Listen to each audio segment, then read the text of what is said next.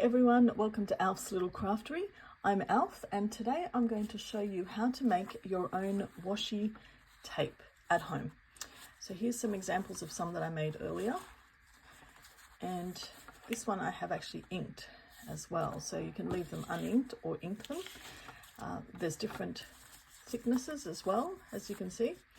And to make this washi tape, all you need is some labels. I'm using these, it's just a 1 per sheet label. I got this from Amazon, I think, but you can get it at Officeworks or probably most stationery shops. And a stencil of your choice. This one is one that I got, a Stamperia one, which is here. As you can see, it's got coffee theme, so I thought coffee theme seemed like a good idea. You just need one of these blending brushes, some distress ink, and some stamps, and away you go. It's pretty straightforward. So let's have a look at what this looks like. First of all, I thought I'll just try it on my trusty traveler's notebook diary and see if we can see. Now it's a sticker, so just like any other washi tape, as you can see. Might put it in a little bit. Oh wow, that looks great. I'm actually very happy with that. I'll just tear it there because I don't have scissors on hand. There we go. And that's what it looks like. So let's get started on how to make your own washi tape that looks vintage. I think that looks fantastic. I don't know if you can see all the detail in that, but I'm quite impressed. So what do you need? A sticker page. As I said earlier, I have coffee stained this one, and in another video I have shown you how to coffee stain paper. So you do the same principle. I just use some instant coffee mixed in a bit of hot water, let it cool down, no milk, no sugar or anything like that, just the plain coffee. And I used a sponge brush and just put it over the top. This one I did a little bit rougher than normal because I actually wanted it to have a little bit more going on. So that's why I've done it like this, and I've left some white space on purpose as well. So this is the pre-made one that I've done. And the first thing I'm going to do is I'm going to get the stencil, and I'm going to use some distress ink. I will use Vintage Photo for this one because I just want it to be a little bit lighter than, say, walnut stain or something like that. So I'll use Vintage Photo, and I'm just going to get the blending brush and just put some on there, and then just very gently blend it on there. Okay. Now I was using walnut stain before, so that's come out a little bit darker, and I just use the same blending brush, but it doesn't matter. I'm not so fussy about that. I know some people have different blending brushes that they use for different colors. If they're similar colors, I just use the same one. It doesn't bother me so much. So I'm just going to go down and just do this. Now this is just to give it some more depth in the background, really.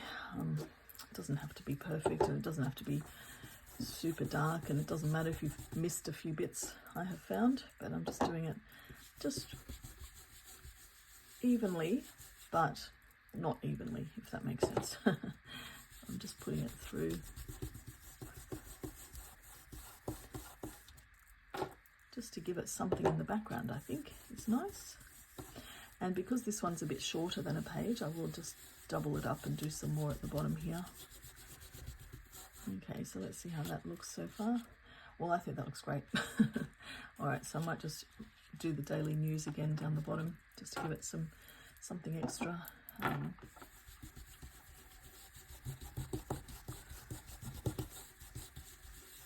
right, so I've just done that down to the bottom now. There we go. So you can see what the initial, that's what it looks like to start with.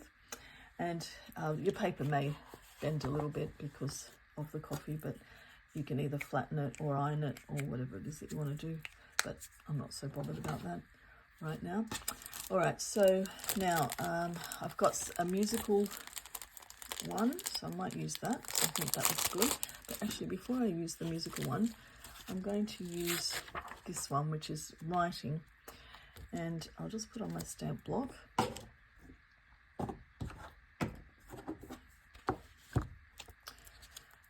the great thing about making your own washi tape is you can do the colors that you want. So if you specifically want some purple hues, you could make it purpley. If you want some red or pink hues, you could do that. And if you want it to look a bit more vintage, like I do here, then I'm using these sorts of colors. So I think I will use walnut stain for this one, just to make it a little bit darker. Now there's a lot going on here in this corner, so I might leave that and just sort of put the walnut stain, the print of that just here somewhere, and let's see how we go. So all I do is just press the Distress ink down onto the stamp pad. I know if you've got proper ink, you may want to use that. I just like to use this because I think that it gives it more of a uneven finish, and that's what I like. So, you know, I'm not so bothered about getting every speck, but close enough is good enough for me for this particular project. So there's a blank spot here, so I might just put it here, press it down. There we go, that looks quite good. And I'll just see if I can do another one. Sometimes it comes out, sometimes it doesn't. No, it didn't really come out, that's all right. So there's one stamp that I've done, that's good. I'm happy with that. Now remember, this is going to be cut into strips, so you won't see it all, but you'll see enough of it. So let's put that one away. And I'll just do the musical one now. Actually, I won't peel it off, I'll just do it on here. Alright, so let's just push that down. I'll make this one a little bit less even, and I'll just put that randomly here. Actually, that might be upside down, but it doesn't matter.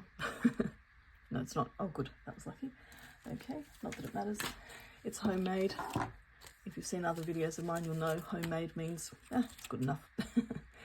So let's choose some of these. For my other one, I used this and this and this, but I think I'll do something different. So I might use this one and this one and this one today. So let's use those. I'll just put them on a stamp block here, and I'm actually going to put these on black because I want them to stand out. So I just want a little bit more definition really on these.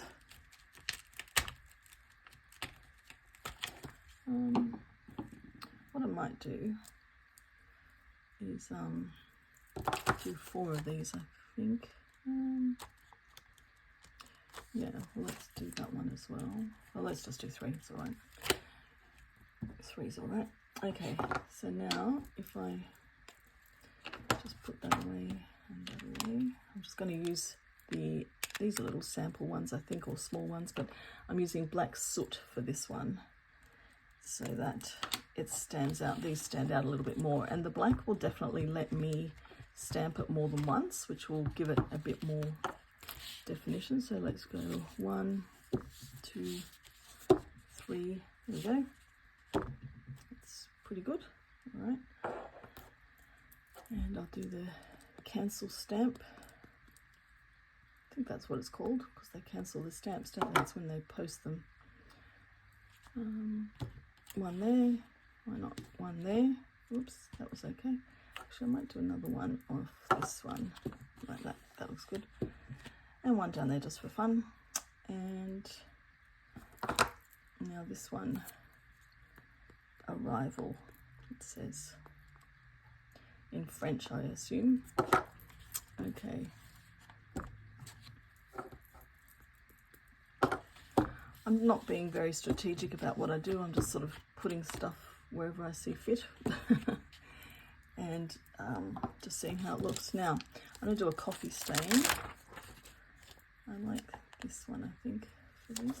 I did do a coffee stain before, but I'll use this one. And this one I will do in the walnut stain, just to make it look more like a coffee stain rather than in the black.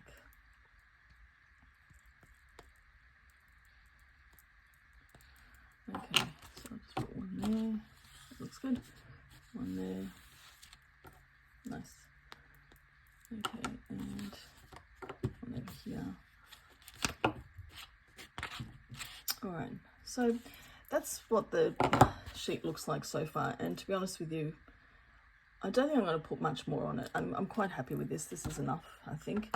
So let's put these away before I get them all over me, which does tend to happen sometimes. I'm sure you understand if you do much crafting how messy it can be. So we'll put all these away too, out of the way.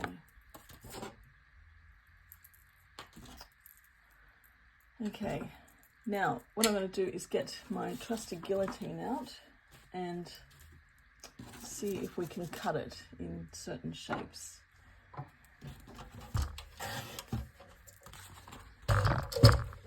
Now, for the last ones, I did take the edge off. There's a little edge here. You can see because it's a one-page sticker, there is an edge. So I did take them off. So I will take them off this one as well.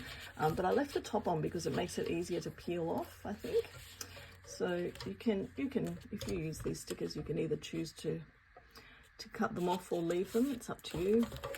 Just get that out of the way to make sure it's all flush. Okay, that's the first cut down. And then the other thing is whether you want them to be like 1 inch or what you want. So that one is there on the 8, 7. I'm going to make these all 1 inch, I think, just because you can, I guess, or just to make it all look even. So that's 1, that's 2.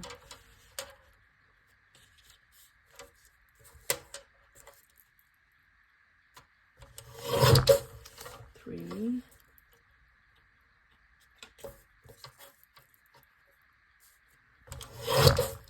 4. So we'll get quite a few out of this. So we'll get, well, we should get 8 really, shouldn't we? Because it's about 8 inches. 5,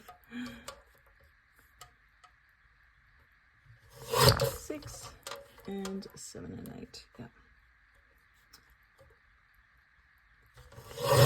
Right. So here we have. Now I forgot this one's a little bit thinner because it's got the edge off it, but that's okay. I don't mind. All right, so here we have, let me move the guillotine out of the way. Here we have the final product. Oh my goodness, they look fantastic. Don't they look great? I don't know if you can see these as well as I can, but I'm extremely happy with these, like I was with the last lot. So they look really, really good. I'm going to use some distress ink on some of them just to show you the difference as well between having the distress ink and not having it. So again, I'm just going with my go-to, which is Vintage Photo, and I will just quickly do the edges just to show you. It makes it pop a little bit, I think, and gives it just that added vintageness. Of course, you don't have to ink them if you don't want to. You can leave them as they are. They still look quite good, I think. But here we go. If I've got some white paper, here's some vellum paper. That might do it. Just to show you the difference. So here you can see this one has been inked, and these haven't. So they're just on sticker sheets as well. You can roll them up like you would washi tape now to store them. So you can just keep them rolled up.